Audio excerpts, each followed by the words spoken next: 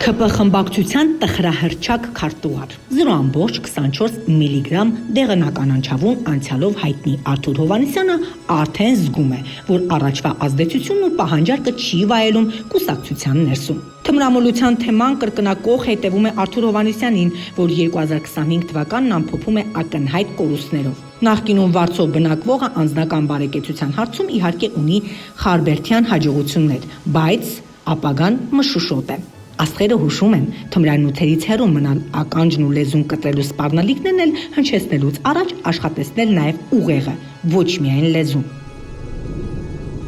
2026-ին ընթരാճ հումորային շարք, որը 15 տարի ժողովուրդ օրաթերթը պահում է որպես անխախտ ավանդույթ։